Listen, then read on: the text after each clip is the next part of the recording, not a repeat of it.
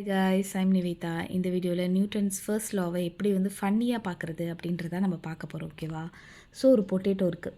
அந்த பொட்டேட்டோ என்ன பண்ணுது அப்படின்னா நெட்ஃப்ளிக்ஸ் பார்த்துட்டே இருக்குது. அது கையில் வந்து ஸ்நாக்ஸ் இருக்குது. Okay, this potato stays there forever unless something drastic happen. எது வரைக்கும் அது அந்த பெட்லேயே இருக்கும், லைக் அந்த சோஃபாலே இருக்கும் அப்படின்னு பார்த்தீங்கன்னா, ஒன்று அதோட ஃப்ரெண்டு வந்து வாக்கிங் போகலான்னு அதை பிடிச்சி இழுத்துட்டு போகும்போது அது வந்துட்டு நகரும். அல்லது ஒரு வேளை ரிமோட் கீழே விழுந்துருச்சுன்னா இந்த பொட்டேட்டோ நகரும்.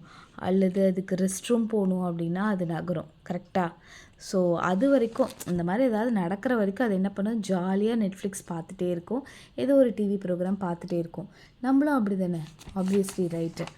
ஸோ ஓகே, அந்த ஒரு சினாரியோ ஞாபகம் வச்சுக்கோங்க.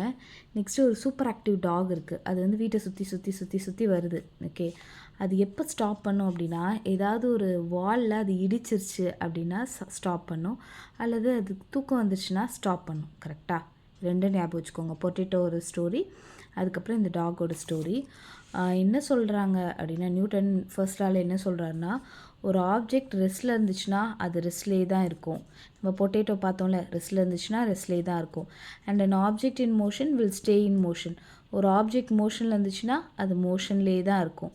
எது வரைக்கும் அப்படின்னா, எக்ஸ்டர்னல் ஃபோர்ஸால் அட்டாக் ஆகிற வரைக்கும், acted upon by an external force வரைக்கும். ஓகேவா? இதில் எக்ஸ்டர்னல் ஃபோர்ஸ் யார்?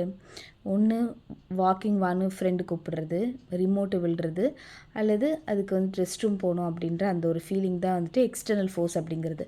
அந்த எக்ஸ்டர்னல் ஃபோர்ஸ் வர வரைக்கும் அது என்ன பண்ணுது, ரெஸ்ட்டில் தான் இருக்குது அப்படின்னு சொல்கிறாங்க.